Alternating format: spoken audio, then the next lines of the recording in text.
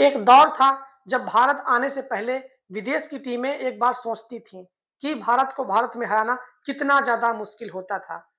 जैसे कि ऑस्ट्रेलिया को ऑस्ट्रेलिया में हराना टफ होता था, सेम वही पोजीशन थी इंडिया में आकर के किसी टीम को हराना। लेकिन आज ऐसा नहीं है, समय वक़्त बदल चुका है।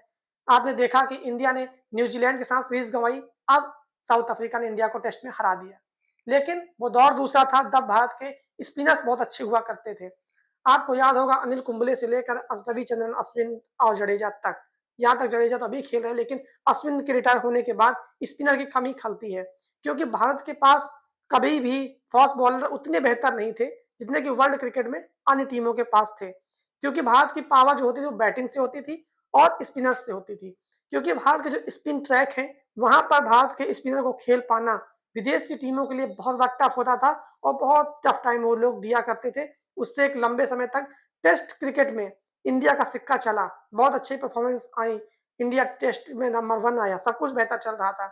चाहे वो एमएस धोनी का दौर रहा हो, उसके बाद विराट कोहली या रोहित शर्मा का दौर रहा हो। लेकिन अब पिछले कुछ महीनों में देखा जाए तो भारत का जो स्तर है टेस्ट क्रिकेट में वो काफ़ी नीचे की तरफ जाता दिख रहा है। उसके पीछे एक वजह नहीं है दोस्तों, केवल आप कोच गौतम गंभीर को उसका ज़िम्मेदार नहीं कह सकते। उसके लिए जब एक जीत के लिए पूरी टीम ज़िम्मेदार होती है, तो एक हार के लिए भी पूरी टीम ज़िम्मेदार बराबर की होती है। ऐसे में किसी एक पर आरोप नहीं किया जा सकता है। हाँ, गौतम गंभीर ने जो एक्सपेरिमेंट्स किए, वो ज़्यादा किए। उनका जो टीम मैनेजमेंट और जो टीम कॉम्बिनेशन उन्होंने खिलाया, वो कहीं न कहीं सफल नहीं हो पाया। उसकी वजह से इंडिया मैच हारी, टेस्ट हारे।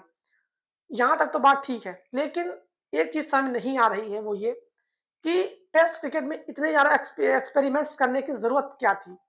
इतने ज़्यादा ऑलराउंडर्स क्यों भर दिए गए? क्योंकि हमें लगता है कि टेस्ट क्रिकेट में आपको प्रॉपर बैट्समैन, प्रॉपर बॉलर और 1-2 ऑलराउंडर चाहिए होते हैं किसी भी टीम में और ख़ास करके वैसे प्लेयर जो 5 दिन तक की कैपेसिटी रखते हों, चाहे वो फील्डिंग करने की हो, चाहे बैटिंग करने की हो। क्योंकि आपको याद होगा जो पहले के बल्लेबाज थे, वो 2-2 दिन लगातार निकाल देते थे बैटिंग करते-करते। चेतेश्वर पुजारा हो, चाहे राहुल द्रविड़ हो, अजिंक्य रहाणे हो, ये होते थे टेस्ट के प्लेयर्स। अब के टेस्ट के प्लेयर्स का क्या है कि वो उनसे 1 घंटा ही नहीं खेला जा रहा है। 200 के अंदर टीम ऑल आउट हो जा रही है। 3-3 दिन, 2-2 दिन में टेस्ट क्रिकेट खत्म हो जा रही है। इसके पीछे ज़िम्मेदार एक चीज़ और भी है, ये है टी20 का फॉर्मेट क्योंकि टी20 के फॉर्मेट में कहीं न कहीं प्लेयर्स के अंदर जो पेशेंस होता है, धैर्य रखने की क्षमता, उस पर भी प्रभाव पड़ा है जिसकी वजह से ये सब कुछ ऐसा हो पा रहा है। बात करें दोस्तों भारत की तेज़ गेंदबाज़ी की, वो हमेशा से थोड़ी कमज़ोर रही है अन्य टीमों के मुकाबले। है वो तो ठीक है, लेकिन अब आप इतने 130 करोड़ के देश में अगर 3-4 फास्ट बॉलर नहीं क्रिएट हो पा रहे हैं, तो क्या इसके पीछे हमारा बीसीसीआई ज़िम्मेदार नहीं है? क्यों? मैं मान सकता हूँ कि कुछ पिच पर आपको स्पिनर्स की ज़रूरत पड़ती है, लेकिन हमारे पास स्पिनर्स तो बहुत बेहतर क्वालिटी के थे, हैं और आगे भी आएँगे। चाहे वो अश्विन हो, उसके बाद अनिल कुंबले उनके पहले रहे हों, चाहे अभी जडेजा हो, वाशिंगटन सुंदर हो, कुलदीप यादव हो, बहुत अच्छे-अच्छे स्पिनर हमारे पास हैं, चहल जैसे स्पिनर हमारे पास बैठे हुए हैं। लेकिन स्पिनर्स तो हमने आपको इतने गिना दिए, टीम में इतने थे और खेलते थे। लेकिन आपके पास फास्ट बॉलिंग के अगर ऑप्शन देखे जाएँ आज की डेट में तो क्या है? बुमराह, सिराज। इसके आगे अगर आप बता सकते हैं तो बताएँ मुझे। और एक ऐसा प्लेयर है जिसको लगातार के मौका ही नहीं मिल रहा है। अच्छी परफॉर्मेंस देने के बाद भी फास्ट बॉलर को मौका नहीं मिल रहा है। मोहम्मद शमी डोमेस्टिक में इतना अच्छा करके फिट बैठे हुए हैं, उनको खिलाया नहीं जा रहा है। तो इसके पीछे क्या है? कहीं न कहीं थोड़ा-सा सोचने की ज़रूरत है। क्योंकि मुझे लगता है कि जब एक स्पेशलिस्ट टीम में खेलता है, तभी जाकर के टेस्ट जीतना आसान होता है। टेस्ट क्रिकेट सबसे टफ फॉर्मेट होता है और सबसे अच्छा जो क्रिकेट कहते हैं, वो टेस्ट को ही कहते हैं। क्योंकि टेस्ट क्रिकेट से ही प्लेयर बनते हैं। ऐसे टी20 में 15 गेंद 35 बनाने से प्लेयर नहीं बनते हैं। 5 दिन का टेस्ट मैच होता है। उसमें जिस प्लेयर के अंदर 2 ढाई दिन बैटिंग करने की कैपेसिटी हो, उसको कहते हैं प्रॉपर टेस्ट बैट्समैन। हमारे राहुल समय में राहुल द्रविड़ को आपने देखा होगा क्योंकि जब मैं क्रिकेट समझना स्टार्ट किया था, तब उनका लगभग वो अंतिम दौर चल रहा था। लेकिन मैंने राहुल द्रविड़, वीवीएस लक्ष्मण को बैटिंग करते हुए देखा है, सचिन तेंदुलकर को बैटिंग करते देखा है, साथ ही साथ वीरेंद्र सहवाग को देखा है, एमएस धोनी का भी दौर देखा है। तो इतना सब कुछ देखा, इतना एक्सपीरियंस तो मुझे भी है कि टेस्ट क्रिकेट में बैटिंग होती कैसे है। एक समय हुआ करता था, आप में से अगर कुछ लोग को याद होगा तो कि आप देखते थे ऑस्ट्रेलिया की मैं बात कर लूँ, क्योंकि ऑस्ट्रेलिया का एक समय दौर ऐसा हुआ करता था, तीनों खास करके ऑस्ट्रेलिया को अगर आप वनडे क्रिकेट में देखते रहे होंगे, तो 150 रन, 200 रन बने जा रहे हैं, पता लगा 1 विकेट गिर रहा है ऑस्ट्रेलिया का, क्योंकि उनके पास प्रॉपर बैट्समैन हुआ करते थे। इंडिया का भी यही सिस्टम था, लेकिन अब ये कहाँ पर हमारी टेस्ट टीम आके खड़ी हो गई, पता ही नहीं चल पा रहा है। क्योंकि मैंने वो दौर देखा है कि जब टीम इंडिया में वीरेंद्र सहवाग, सचिन तेंदुलकर, वीएस लक्ष्मण, राहुल द्रविड़ ऐसे प्लेयर्स थे, तो उनके अंदर बैटिंग जब करते तो लगता था कि हाँ, कोई टीम बैटिंग करने के लिए टेस्ट के लिए आई है। अब तो एक आ रहा है, एक जा रहा है, वही पोजीशन हो गई। एक-एक दिन में दोनों टीमें ऑल आउट हो जा रही हैं, समझ के बाहर है। लेकिन चलिए ठीक है, जो भी हुआ अब कुछ अच्छा करने की तरफ ही जाएगा। लेकिन चलिए अब यहाँ पर थोड़ी-सी बात कर लेते हैं टेम्बा बबूमा की। ज़रूर से टेम्बा बबूमा हमारे विरोधी टीम के कप्तान हैं, जिससे भी हम लोग हारे हैं हम लोग। लेकिन टेम्बा बबूमा की एक बात जो सबसे अच्छी इंस्पायर करती है, लोगों को सीखना चाहिए कि उस बंदे ने अपनी कप्तानी में आज तक टेस्ट नहीं हारा है और डब्ल्यूटीसी का उसने भाई फाइनल जीता हुआ है। तो यार किसी भी इंसान को अगर इतना सब कुछ अचीवमेंट मिल रहा है, तो मैं ये नहीं कहता कभी वो हारेंगे नहीं, हारेंगे, लेकिन उस बंदे के जज़्बे को भी हमें देखना होगा।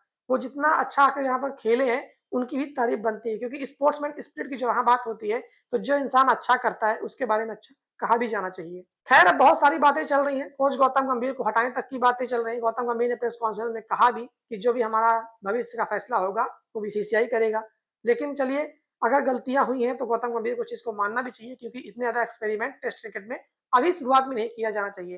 उन्होंने इंटरव्यू में इस बात को कहा भी कि चैंपियंस ट्रॉफी और एशिया कप जैसे टूर्नामेंट अच्छे गए हैं, मैंने अच्छा किया है, उसमें कोई डाउट नहीं है। ठीक है, हम लोग जीत गए, लेकिन क्या उससे कमियों को दबाया नहीं जा सकता है जो कि हमारी ये हार हुई है, खास करके न्यूजीलैंड और ये साउथ अफ्रीका से हार। चलिए एक मैच तो हम लोग जीत जाते ताकि व्हाइट वॉश नहीं होते। आज हमारी पोजीशन ये आ गई है कि हम लोग श्रीलंका और पाकिस्तान जैसी टीमों से भी नीचे आ रहे हैं। क्यों? टेस्ट क्रिकेट में। इसके पीछे वजह क्या है? क्या हमारे प्लेयर एक साथ फॉर्म से बाहर चले गए? ऐसा नहीं है।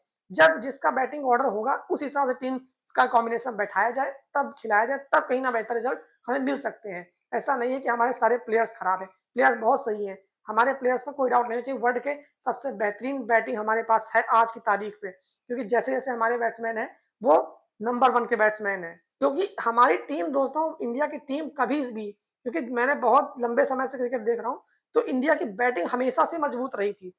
इंडिया हमेशा फास्ट बॉलिंग के साथ सफ़र की है, लेकिन स्पिन उसकी अच्छी होती थी। कोई टीम जब बाहर से आती थी, विदेश से भारत में खेलने के लिए, तो सबसे ज़्यादा उनका जो खौफ होता था, वो भारत के स्पिनर्स का होता था। एक जलवा हुआ करता था भारत के स्पिनर्स का कि विरोधी टीम सोचती थी कि ये स्पिनर से पाला ना पड़े। एक दौर था वो भी, लेकिन चलिए समय बदलता है, चीज़ें बदल जाती हैं। हर समय हर टीम के लिए एक जैसा नहीं होता है। एक समय था कि पाकिस्तान की फास्ट बॉलिंग बड़ी फेमस हुआ करती थी। वसीम, वकार और बाकी शोएब अख्तर जैसे इनके लोगों का बड़ा खौफ होता था कि वो बहुत अच्छा करते हैं। वेस्ट इंडीज़ की बात कर लें, तो वेस्ट इंडीज़ भी अपने समय बहुत खतरनाक टीम हुआ करती थी। ऑस्ट्रेलिया हाँ, एक चीज़ ऑस्ट्रेलिया के बारे में और, मैंने हर टीम का खराब समय दौर देखा है, लेकिन ऑस्ट्रेलिया एक ऐसी टीम है, जिसका मैंने आज तक कभी डाउनफॉल देखा ही नहीं।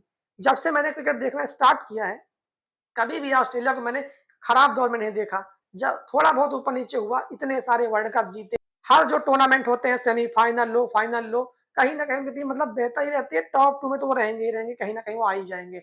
तो पता नहीं ऐसा क्या है उन लोगों में और उनकी पॉपुलेशन भी हमसे कम है, फिर भी हम लोग 130 करोड़ की जनसंख्या में 4 तो फास्ट बॉलर नहीं क्रिएट कर पा रहे हैं, जो कि मिचेल स्टार्क और ये जॉस हेज़लवुड इस टाइप के जो बॉलर होते हैं, ऑस्ट्रेलिया के जो होते हैं, क्या हमारे पास नहीं है? तो नहीं है तो ऊपर क्यों नहीं आ पा रहे हैं? हमारे पास बैट्समैन तो बहुत बेहतर क्वालिटी के हैं, वर्ल्ड में सबसे अच्छे बैट्समैन हैं, लेकिन हमारे पास जो कमी है वो फास्ट बॉलर की कमी है।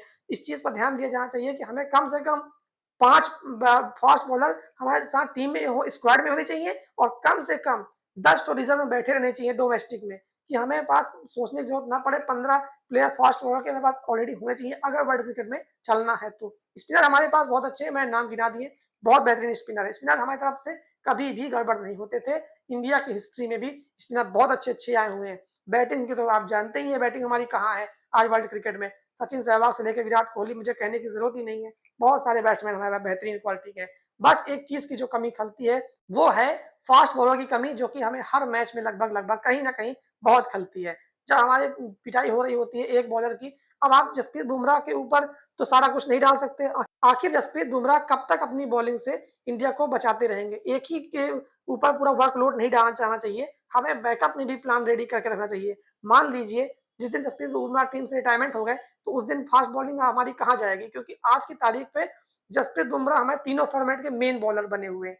उनका शायद सब्स्टिट्यूट तो छोड़िए, उनका ऑप्शन भी नहीं होगा हमारे पास अभी, क्योंकि वो जिस हिसाब के बॉलर हैं।